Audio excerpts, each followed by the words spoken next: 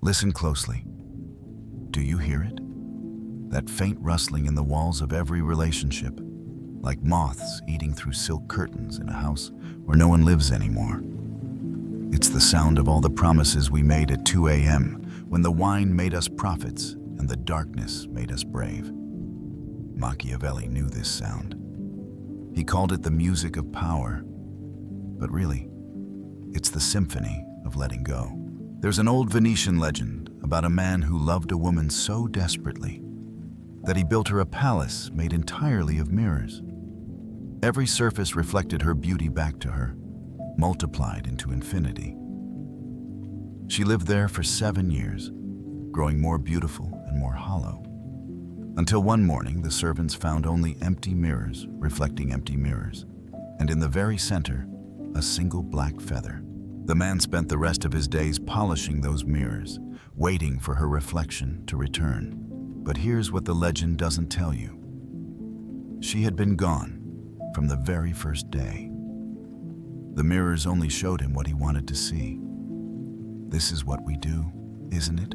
We build these elaborate cathedrals of expectation around another person, these Gothic monuments to our own need.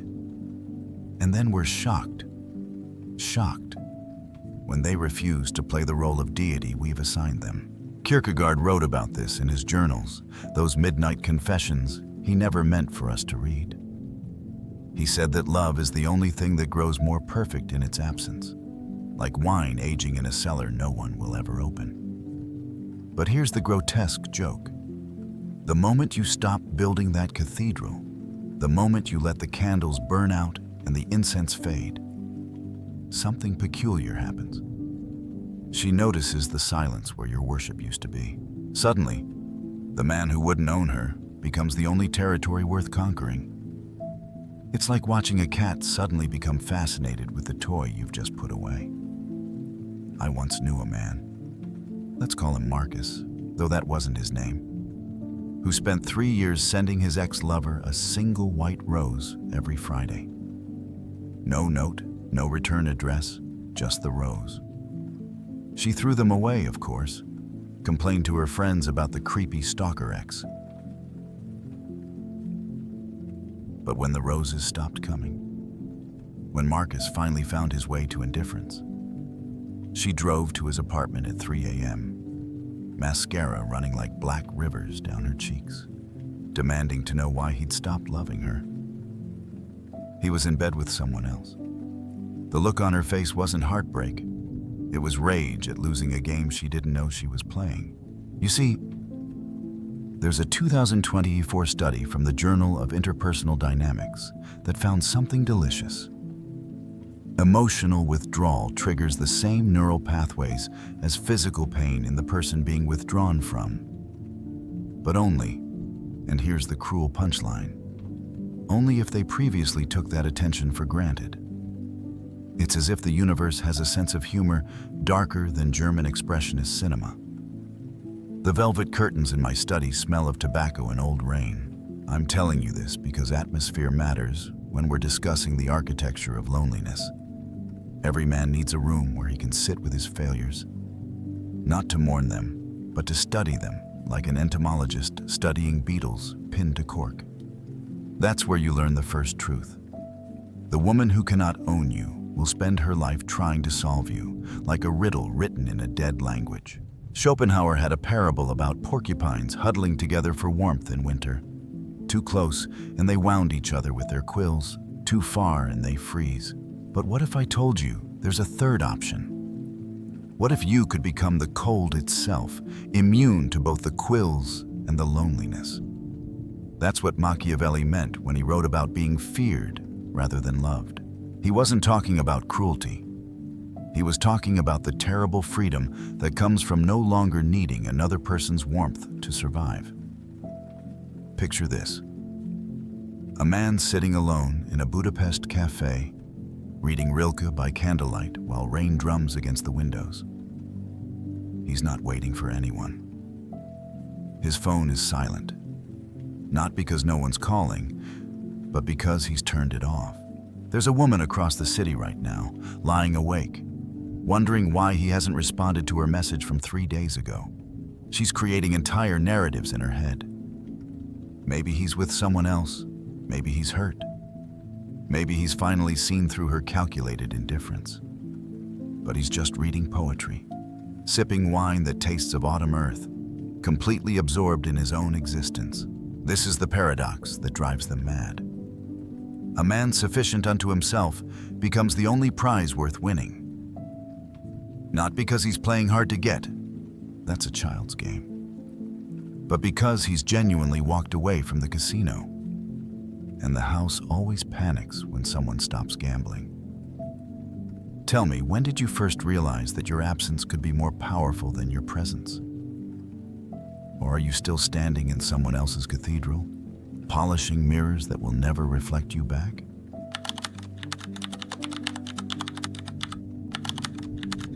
Every silence holds a symphony of surrendered screams. There's a room in Prague, I won't tell you where exactly, where they keep letters that were never sent.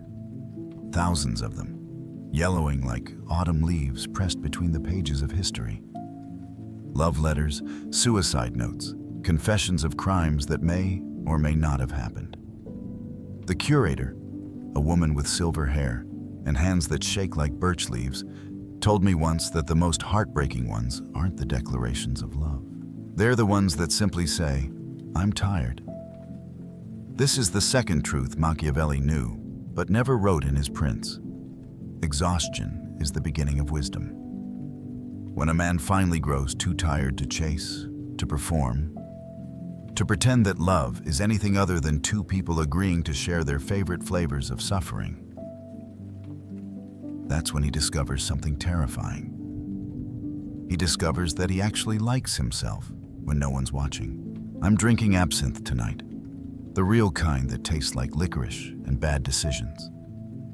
They say it makes you see green fairies, but all I see are the ghosts of every man who ever believed that if he just loved hard enough, if he just tried more, if he just became whatever shape she needed him to be, then finally, he would be enough. These ghosts don't wail or moan. They just sit there, transparent and patient, playing cards with worn-out decks, using their burial coins as chips. Here's what the relationship coaches won't tell you, what the dating apps don't want you to know. The moment you stop trying to be chosen is the moment you become choosable. It's like that paradox from quantum physics. The particle that only exists when no one's observing it.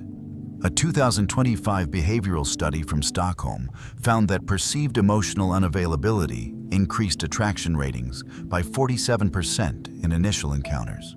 But here's what the study didn't measure: the exhausted relief in the eyes of men who'd finally stopped auditioning for roles in other people's dreams. Let me tell you about the Japanese concept of negative space, the pause between notes that makes the music possible. In architecture, it's the empty room that gives the house its purpose. In love, it's the space you create when you stop filling every silence with your need to be needed. That space terrifies people. It's like staring into an abyss that doesn't stare back because it's too busy reading Proust and drinking wine. You want to know what really happens when you let her miss the man she can't own? She starts inventing you. In your absence, you become every fantasy she's ever harbored. Every father who didn't hug her enough, every ex who left too soon, every movie protagonist who died beautifully in the third act. You become fiction, and fiction is always more perfect than flesh. The real joke? The invented version of you is probably more interesting than you ever were when you were trying. There's a story from medieval Iceland about a warrior who loved a woman so fiercely that he carved her name into his own bones. Literally, had a witch open his flesh and etch runes into his ribs. When she still chose another man, he didn't fight. He didn't rage. He simply walked into the winter sea and let the salt wash the wounds clean. They found him 3 days later, alive, sitting by a fire, cooking fish. When they asked him why he wasn't dead, he said, "The ocean told me a secret. Bones heal stronger when they're broken properly. This is what modern men don't understand, swimming as they do in their therapeutic vocabulary and their emotional availability workshops. Sometimes the strongest thing you can do is admit that you're not strong at all, that you're just tired. Cosmically, existentially, molecularly tired of pretending that love is anything other than two people taking turns being disappointed in each other. Nietzsche, mad, brilliant Nietzsche, who died hugging a horse in Turin, wrote that the highest form of love is letting someone go, not out of nobility, but out of the recognition that holding on is just another form of self-torture disguised as virtue. He called it amor fati, love of fate. But I think he meant something else. I think he meant the love that comes from finally accepting that you were always meant to be alone, and that this aloneness isn't tragedy, it's architecture. The candle on my desk has burned down to a nub, wax pooling like frozen tears on the mahogany. In this light, everything looks like it's underwater, including my own hands. Sometimes I think we're all drowning, just at different speeds, and love is just two people agreeing to share the same patch of ocean while they sink. But here's the beautiful thing about drowning. Eventually, you stop fighting. And in that surrender, that absolute giving up, something unexpected happens. You float. Not because you've learned to swim, but because you finally stopped trying to. And from that position, floating on your back, stars reflected in the water around you, you can see her on the shore, waving frantically, calling your name. But the waves are so gentle, and the stars are so bright. And for the first time in your life, you understand what Machiavelli really meant. It's not about being feared or loved. It's about being free. When was the last time you floated? Really floated? Or are you still there on the shore, building sandcastles for someone who's already forgotten your name?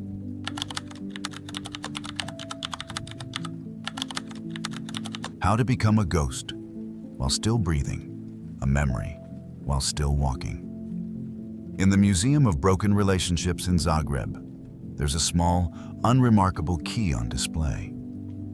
The placard reads, "After 2 years, I realized I was just another room in her house. So I locked the door from the inside and threw away the key." No one knows if the key actually locks anything. That's not the point.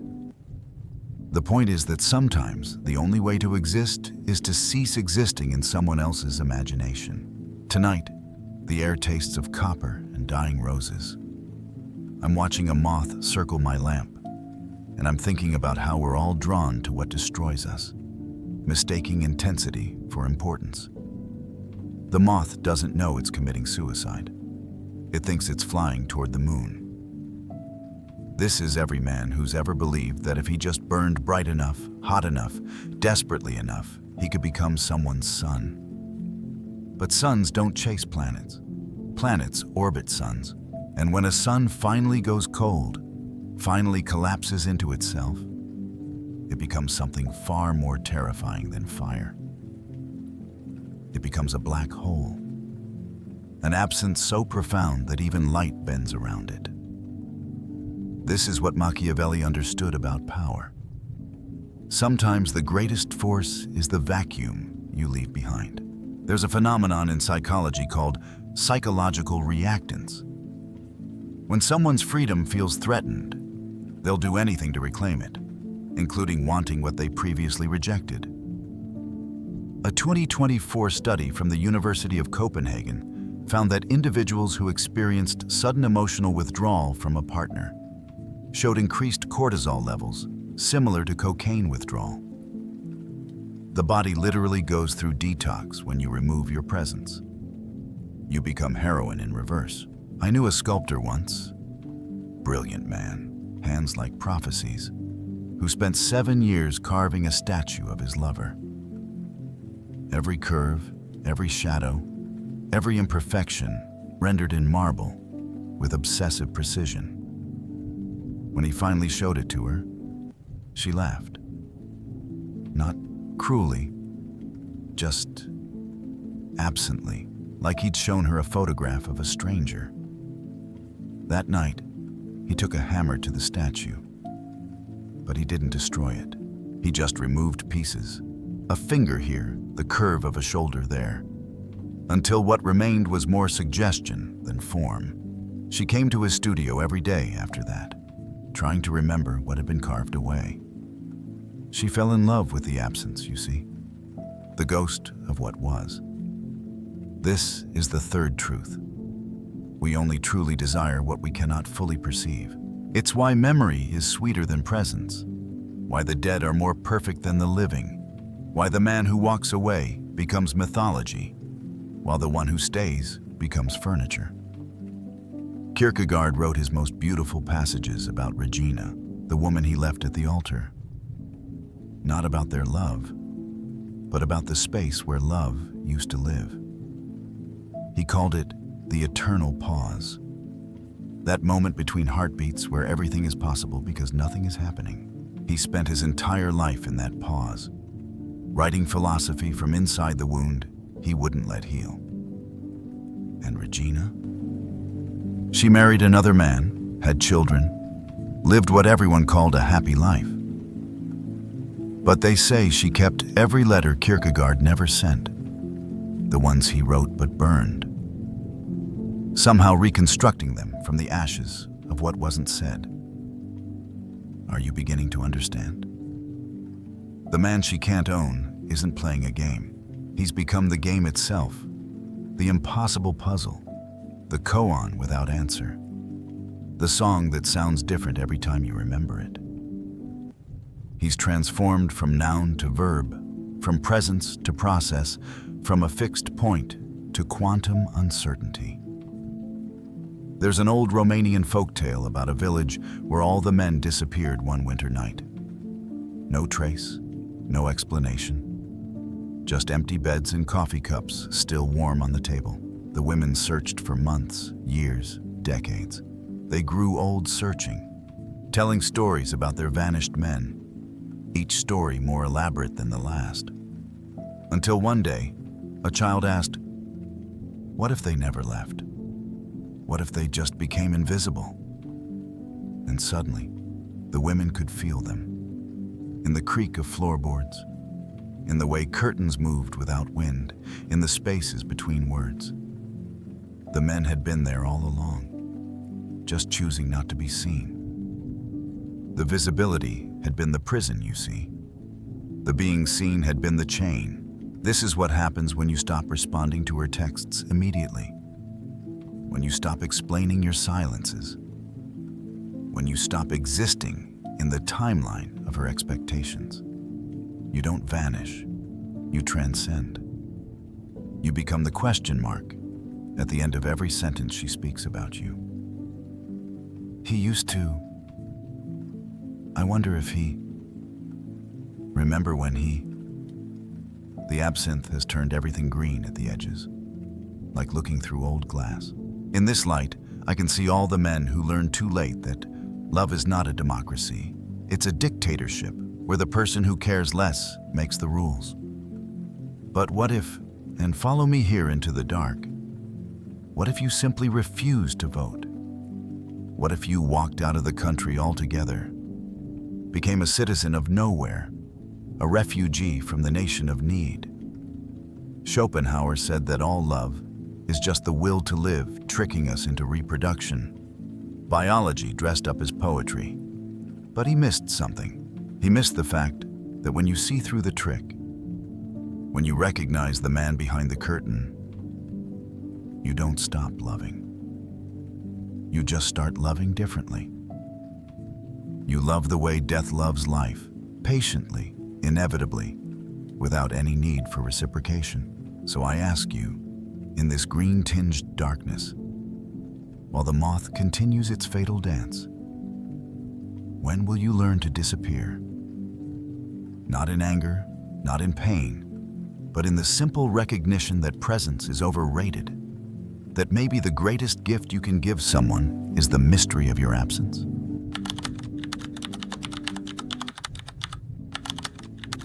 the fertile void where a man finally plants himself.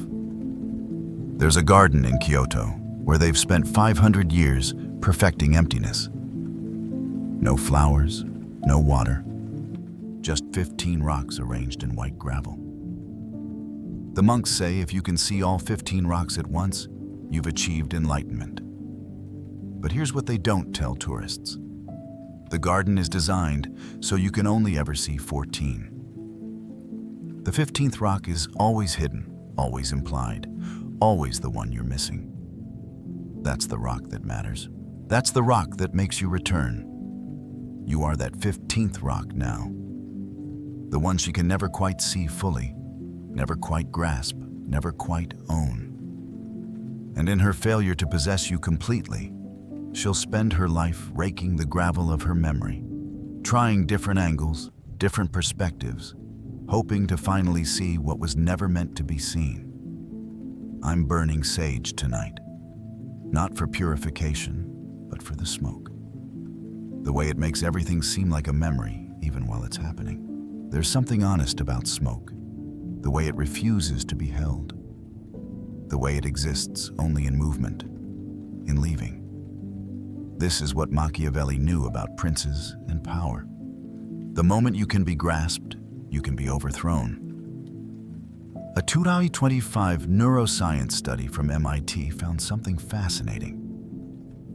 The brain processes absence more intensely than presence. The neurons fire harder for what's missing than what's there. It's why phantom limb pain is more agonizing than the original injury. Why the empty chair at Christmas dinner weighs more than all the people present. We're literally wired to obsess over vacancies. And you, my friend, have become the most beautiful vacancy of all. Let me tell you about negative space in art. The shape around the shape. The silence that makes the music possible.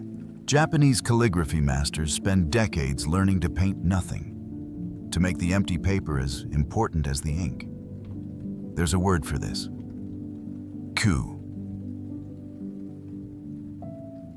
Emptiness that contains everything. The pregnant void. The space that's fuller than substance. When you stop chasing her, stop needing her, stop existing in relation to her, you become Ku. You become the everything that looks like nothing. I once watched a man win back his ex-wife by forgetting she existed, not pretending to forget, actually forgetting. He took up bookbinding, learned medieval Latin, started raising orchids in his apartment. When she finally called, 6 months later, he had to ask her to remind him of her last name. The confusion in his voice wasn't cruelty. It was genuine. He'd filled the space where she used to live with so much life that there was no room for her memory. She spent the next 3 years trying to colonize that space again. But you can't conquer territory that no longer exists on any map. This is the fourth truth. The one that tastes like ash and honey. Indifference is not the opposite of love. It's love's final form. Love that has evolved past the need for an object. It's loving the idea of love more than any particular person. The way mystics love God. Intimately but impersonally, everywhere and nowhere at once. Nietzsche went mad, they say. From syphilis or genius or both. But I think he went mad from understanding too much. From seeing that all human connection is just elaborate theater. Each of us playing roles we didn't audition for in plays we didn't write. He knew that the moment you stop performing, stop showing up for rehearsal, the other actors have to improvise. And most people are terrible at improvisation. They need their cues, their marks, their scripted responses. Take those away, and they're left standing on an empty stage, spotlit and speechless, finally forced to confront the fact that they never knew their lines. They were just repeating what they thought they were supposed to say. The sage smoke is making spirals in the air, like DNA helixes unraveling, like the shape of conversations that go nowhere. In Vedantic philosophy, There's a concept called Maya, the illusion that anything exists separately from anything else. Love, they say, is the ultimate Maya, the fantasy that two can become one, when the truth is that one was always zero, and zero was always everything. But here's where it gets beautifully dark. When she realizes she can't own you, she'll start owning the idea of you. She'll become the curator of your absence, the world's leading expert on who you used to be. She'll tell stories about you at parties, each version slightly different, until you become folklore, until even she can't remember what was real and what she invented to fill the gaps. There's a man in Oslo who hasn't spoken to his ex-lover in 10 years, but she still writes him letters. He doesn't read them. He doesn't even open them. He uses them as kindling for his fireplace, watching her words turn to smoke and rise through the chimney, out into the Nordic night. She knows he burns them. He told her he would. But she writes anyway, addicted to the ritual of sending pieces of herself into the void that he's become. The beautiful, terrible, perfect void. This is what it means to let her miss the man she can't own. You become the absence that defines her presence, the silence that gives her words meaning, the empty garden where she spends her life counting rocks, always one short of enlightenment. Can you feel it? The terrible freedom of becoming nothing? Or are you still trying to be something, still arranged carefully in someone else's garden, waiting to be seen?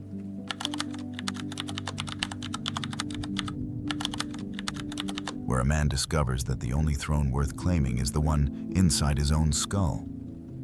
The last candle just died. I'm writing this in darkness now, by touch and memory, the way medieval monks copied manuscripts they couldn't read. There's something perfect about this. Discussing the final truth in blindness, because that's where all truth lives anyway, in the spaces where sight fails and something else, something older and more honest, takes over. This is what no one tells you about letting go. It's not an ending. It's an architecture. You're not destroying something. You're building something else. A cathedral of selfhood so complete that it doesn't need congregation. Every man who stops chasing what destroys him doesn't become bitter or broken. He becomes sovereign, a nation of one, with closed borders and no immigration policy. There's a whiskey in Scotland they age for 50 years in casks that have held the same spirit for centuries. Each batch takes on the ghost of every batch before it, until what you're drinking isn't just whiskey, but the accumulated solitude of time itself. That's what you become when you stop needing her to want you. You become aged in your own company, complex and complete, too rich for mixing, meant to be experienced neat. A 2024 psychological study from the Karolinska Institute found that men who reported feeling emotionally self-sufficient showed increased testosterone, improved sleep patterns, and here's the beautiful irony, became significantly more attractive to potential partners. It's as if nature rewards the man who stops begging at her table, starts cooking his own meals, seasoning them with the strange spices of solitude. But this isn't about becoming attractive. That's still playing by the old rules, still measuring yourself by someone else's hunger.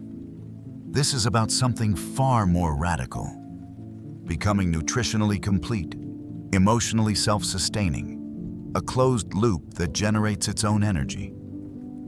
It's about discovering that the love you were seeking outside was just a pale echo of what was always available inside. Infinite, inexhaustible, asking nothing in return. Let me tell you the ending of all those fairy tales they never wrote. The prince doesn't rescue the princess. The princess doesn't redeem the beast. Instead, the prince discovers he enjoys the quest more than any possible destination. The beast realizes his castle, empty of everyone but himself, is exactly the right size. And the princess? She's up in her tower, reading books, watching the kingdom below with detached fascination, finally understanding that the tower wasn't a prison. It was a lighthouse, and she was never trapped, just tall enough to see everything clearly. Kierkegaard's last words were, "The bomb explodes, and the conflagration follows." Everyone thinks he meant death, but I think he meant something else. I think he meant the moment when a man finally detonates all his need for external validation, burns down the entire structure of seeking and yearning and hoping, and stands in the ashes, surprisingly warm, surprisingly whole, surprisingly alive. There's a place in Iceland where the continental plates meet, where you can stand with one foot in Europe and one in America. But here's what's really happening. You're standing in the gap where the world is literally tearing itself apart, creating new ocean floor from nothing. That gap, that wound in the world, is the most creative place on Earth. New land is born there, from violence and separation. This is where you are now, in the gap between who you were when you needed her and who you're becoming in her absence. You're not broken. You're geological. You're continental drift in human form. The darkness in my room has weight now, presence, like swimming in black honey. And I'm thinking about that Venetian legend I told you, about the man with the mirror palace. Here's what I didn't tell you. Years later, they found the woman. She'd been living in the mountains, raising wolves, speaking a language she'd invented, writing poetry on bark with charcoal. When they asked her why she left, she said, "I had to leave to discover that leaving was possible." When they asked if she missed him, she said, "I miss the man he could have been if he'd learned to miss me." This is the final paradox, the truth that Machiavelli carved into his own heart. The only way to be truly loved is to no longer need love, to be so complete in your aloneness that companionship becomes choice rather than necessity. And when love is a choice rather than a need, it transforms from addiction into art. The Sufis have a saying, "Die before you die." They mean ego death, but I think they mean something else too. They mean the death of the version of you that needed someone else to confirm your existence. When that version dies, and it must die completely, irrevocably, what emerges is something unprecedented. Not a better man trying to win someone's approval, but a different species altogether. A man who loves the way mountains love, silently, permanently, without ever wondering if the sky loves them back. So here we are. At the end, that's really a beginning. The smoke has cleared, the candles are dead, and in this perfect darkness, I can finally see. Every man reading this has a choice. Continue the exhausting performance of trying to be chosen, or choose yourself so completely that choice itself becomes irrelevant. She will miss the man she cannot own. But more importantly, infinitely more importantly, you will discover the man you always were beneath the desperate performance of trying to be loved. And that man, he doesn't need her to miss him. He's too busy being fascinated by his own becoming, too absorbed in the revolution of one, too complete in his incompleteness to notice whether anyone's watching. The question isn't whether you're brave enough to let her go. The question is, are you brave enough to finally, fully, irrevocably arrive in your own life? Or will you spend eternity in someone else's mirror palace, polishing reflections of reflections, waiting for someone to tell you that you exist?